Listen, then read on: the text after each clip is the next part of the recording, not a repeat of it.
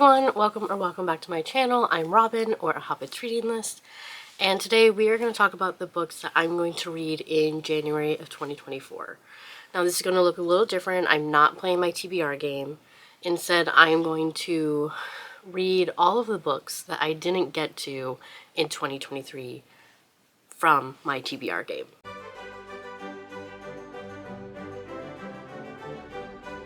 Typically, I averaged about let's say 9 books every month that I played my TBR game. Some months I did read all of them. Some months I made up books that I hadn't read the previous months. And yet, at the end of the year, there were still 13 books that I had picked on my TBR game and I just didn't get to. So January is going to be the month where I'm going to try to read most of them, if not all of them. I might do awesome. I doubt it. So I'm going to go through in order the books that I didn't get to in 2023, and those are going to be my focus, as well as 2 additional books that I have to read this month. So this also isn't including any school reading because my semester doesn't start till next Monday on the 8th, and I don't have my syllabus, so I don't know what I'm going to be reading in January. So this highly ambitious plan that I'm already feeling very doubtful about could completely go off the rails depending on what my class readings are. But I guess we'll just have to see what happens. If I can read half of them, I will be okay with. I would like more than a half.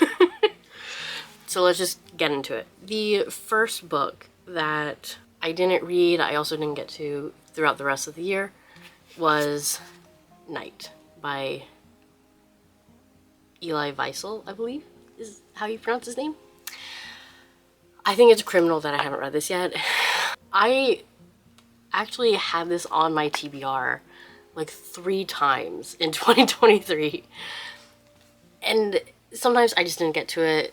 I know it also came up in December. I just wasn't in a mental space where I could read this, and so I'm hoping I can finally get to it this month. I think I'm going to focus on probably just reading it physically, because I think listening to it on audiobook will be very upsetting. But we'll just kind of see what happens. Night is the record of the author's time in a concentration camp and essentially the horrors that he witnessed, including the murder of his own family, and it is him bearing witness to what he saw. So it's gonna be upsetting, and that's probably why I didn't read it at all last year, but it is really important, and I think that I need to just read it. The next book that I didn't read was High Fidelity by Nick Hornby. I'm kind of bummed that I didn't get to this one. I will say, I kind of started it when I was supposed to. I think I had it in March or April last year. But here's the thing. I got an audiobook of it. I didn't like the narrator. And so I listened to maybe 5 minutes of it, and then I stopped, and I returned the audiobook, and then I didn't pick it up. I'm hoping enough time has passed that I will just be able to pick it up, find a different audio version that I don't mind the narrator, and actually make progress with this. So this is about a guy named Rob, and he just went through a breakup, and he's just kind of going through it and just trying to figure out how to be a 30-something in, I'm pretty sure, the 90s. And his whole journey with that. And honestly, I've heard so much about this book that I really think I will like it once I read it. Next we have The Alice of Middle-earth. I know I had this in June, and I just didn't get to it, which is a shame, because honestly it's really useful for someone who writes fan fiction about Lord of the Rings. And one of my very dear friends has it and references it all the time, and so I know this is going to be really important for me to read and for me to learn more about Middle-earth, because I love Middle-earth so much. And yeah, I'm really hopefully I can get to it. It's an Alice in Middle Earth. I don't really have to tell you what it's about. It's literally what it says on the tin. Then we have To Be a Jew by Rabbi Hayim, Halevy, Donin. And it is a guide on how to be a Jew. It's pretty much just like practical information, daily inspiration of how to live a more Jewish life. I have a lot of Jewish books in this stack, I will be completely honest.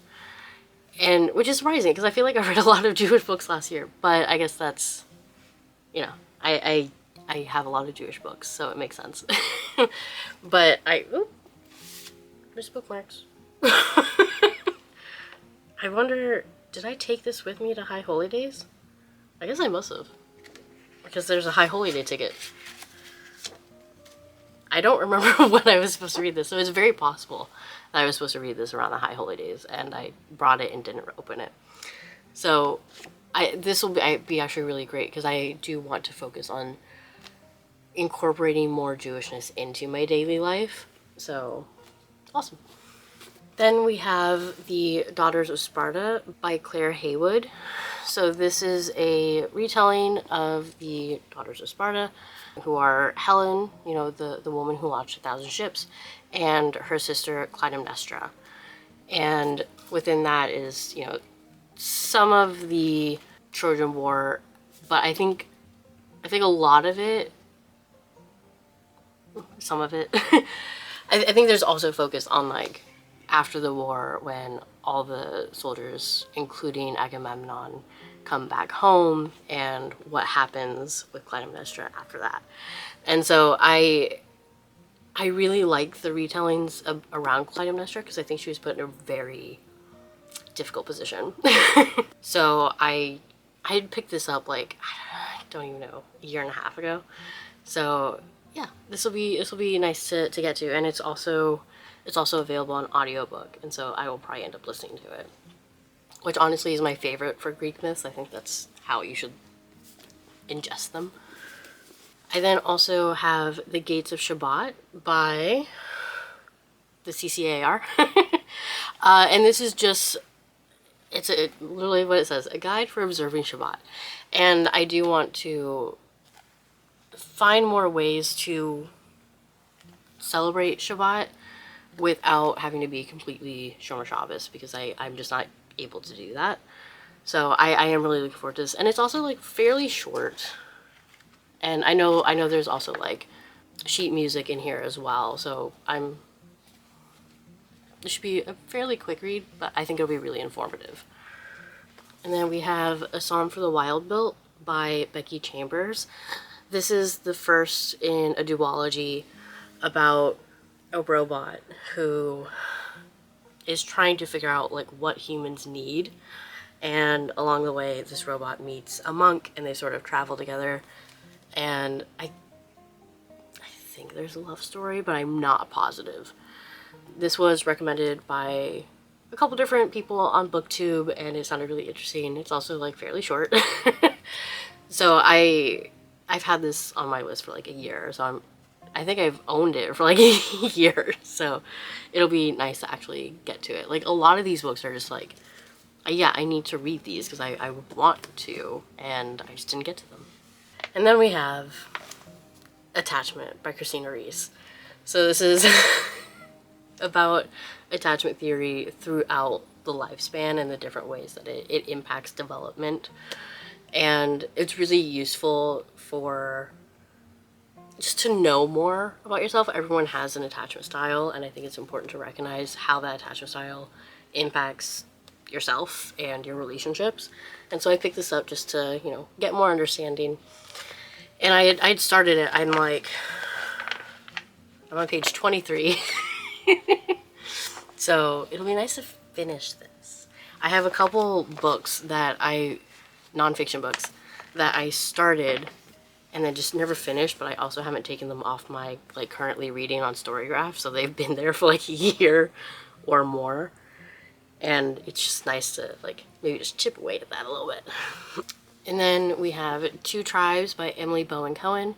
So this is a graphic novel about a girl. She's 13 because she either has already celebrated her bat mitzvah or she is celebrating within the story, who feels torn because she's raised Jewish, but her father, who is not present, is part of the Muskogee tribe. Yeah.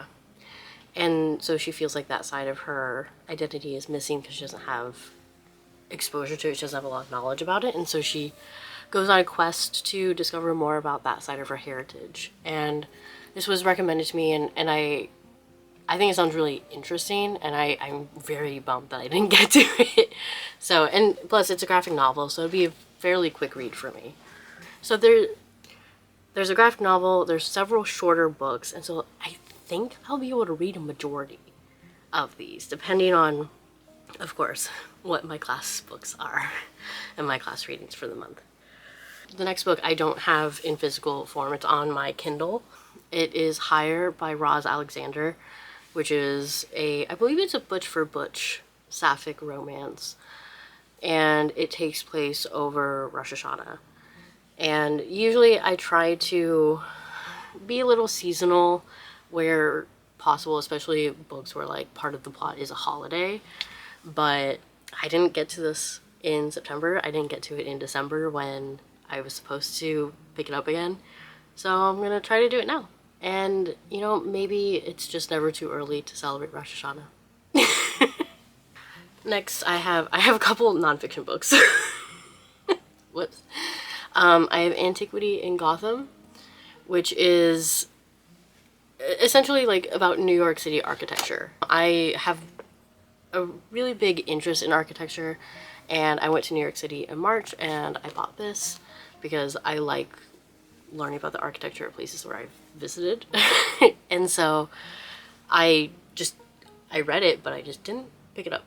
So it'll be really cool, especially having gone to New York City, probably having seen a lot of the buildings that are going to be brought up in Antiquity in Gotham. It'll be nice to put that information to the buildings that I saw. And we have The Sunset Lodge in Georgetown by David Hodges. This is about about a brothel in South Carolina and the woman who ran it.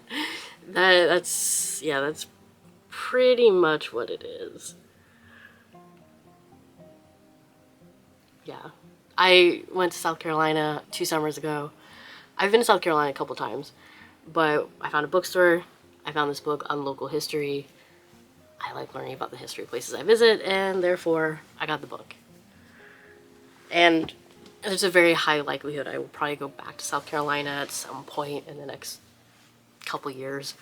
So it'll be cool to have that information when I go back. And then we have a book that I'm absolutely dreading. It came up on my TBR game in December, and I just... It's the sexual life in ancient Rome. It is sizable. And while I do have an interest in sex history, especially in ancient times, it is 370 pages. And it's aged. And that's not a bad thing. But it makes it difficult for me to feel very excited about it.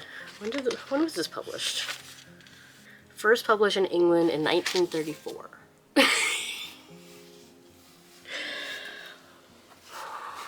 So some of this may still be accurate, but I think in the past 90 years we've probably made some discoveries. But it's, you know, it's cool. I like learning about how history develops. The more that you know, you know? Alright, so those are all the books from 2023 that I didn't get to. Now, there are 2 extra books that I need to read this month for various commitments. I have Love Among the Chickens by P.G. Wodehouse. This is the first with Eucridge, and that's all I know about it. I have to read it for the podcast that I do with my dad about the works of P.G. Wodehouse, and I go into them blind, so that what we talk about in the podcast is just like my in real time thoughts, because I make notes as I read, and so I don't look up anything. So subscribe to watch my vlogs so that you can discover what this book is about. And then lastly, another book that I don't have in physical form because it's for my family book club, and I've stopped buying those because typically I don't really like the books that my family picks. They just really like thrillers, which is great. I'm just not really a thriller person. Like, even if I do enjoy it, it's not something I'm going to read again because it's a thriller, and by then it won't be thrilling. So I have to read Better the Blood by Michael Bennett. I don't know much about it. I know it's a thriller. It takes place in New Zealand, and it is a Maori woman trying to solve the case and find New Zealand's first serial killer. So it does sound interesting. However, so I have it pulled up on my Storygraph, and if you get the like premium version of Storygraph, you get like recommendations. You also, they use an AI bot to tell you like how likely are you to like this book. And